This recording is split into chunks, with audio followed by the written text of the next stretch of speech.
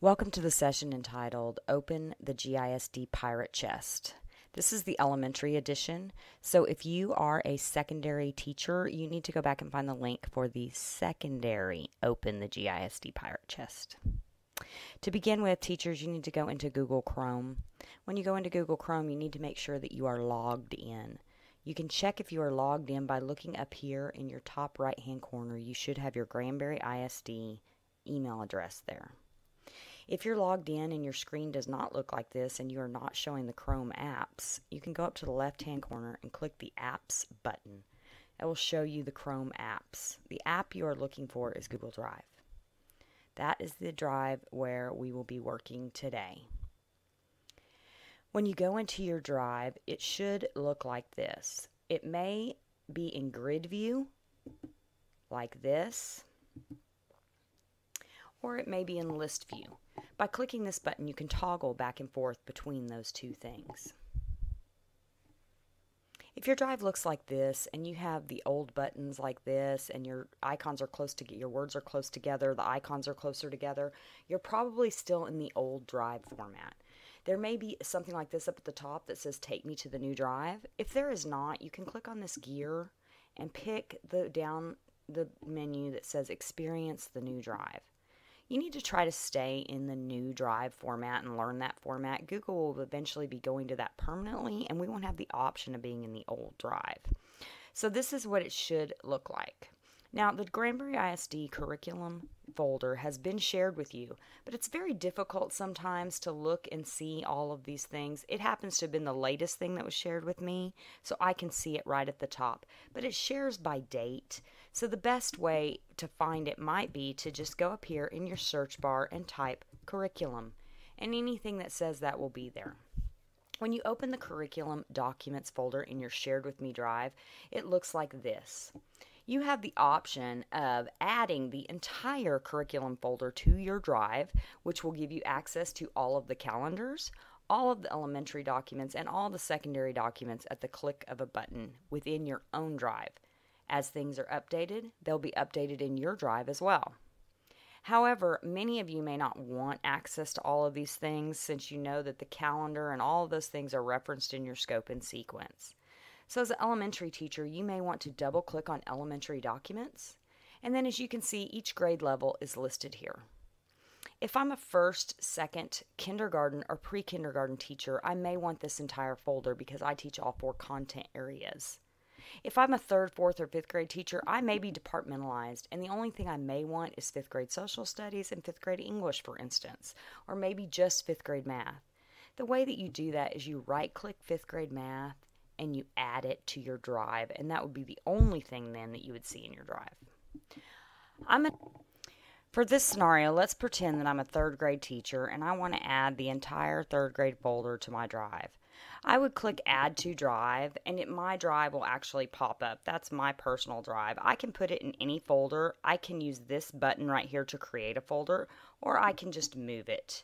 So now I have moved 3rd grade to my drive. When I go to my drive, and I scroll down, I will actually find the 3rd grade folder there now.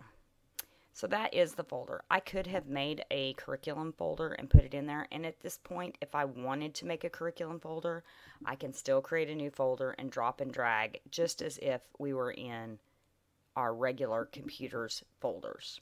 Here's 3rd grade, and I want to show you, here's 3rd grade mathematics. When you go into 3rd grade mathematics or 3rd grade ELAR or any of the various content areas, you will see these different things here.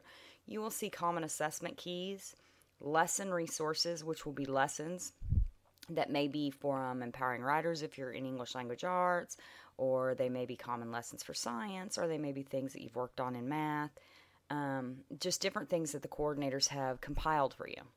Then you'll have the scope and sequence by grading period, where you can access each grading period.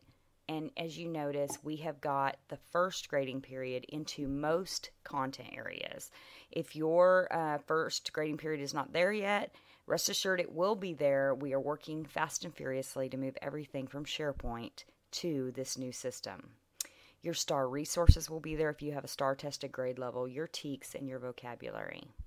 Now, the beautiful thing that we have done, I really enjoy, is that this is an active living document. So as you go in, if you click on the YAG, you actually have a link to the first grading period, and you're able to just immediately open the first grading period. So from the YAG itself, you will have the ability to access each grading period right from here. And then you will see that from here you have links within the scope and sequence where you can open things like your TEKs in full view if you need to look at all of them. You may also be able to scroll down here, and you will also be able to look at other things in your document.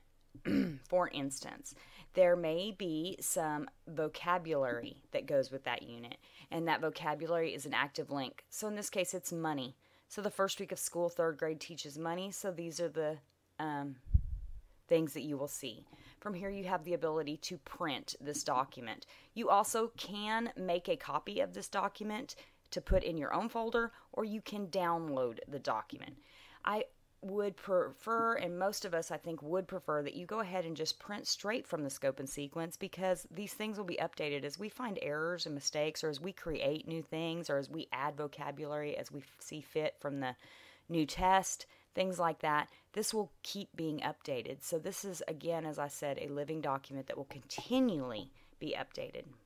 You also have the ability to access the Kim Sutton songs from here, and you'll be able to play the songs and print out the script for the song should you need it. All of the other TEKS activities, if I want to do a lesson on coin pictures, I could open this up and it would print from here. So we've tried to take every resource that you have across the district and put them together into a working document. This document will be updated as we meet in PLCs and as we create lessons throughout the year. Also, as we get in new data, when we look at the STAR data or we see the new release STAR test, we may add more vocabulary or different items, as I previously said. So this is the way that you can add it by one grade level. And as I said, you can also add the entire curriculum folder.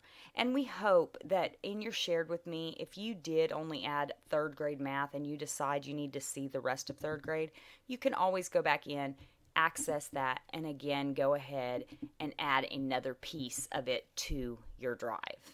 And I hope that you all are able to explore the GISD Pirate Chest. Keep checking back, because this will be updated throughout the summer, and by fall we hope that this will be an excellent document that all of you will enjoy using. If you have any questions at all, please contact the Granbury ISD curriculum coordinators, Becky Strain, Tricia Suit, or Heather Dollins. We are more than happy to help you in any way possible, and we hope that this video is helpful and that you are able to find your documents. Thank you, and have a great pirate day.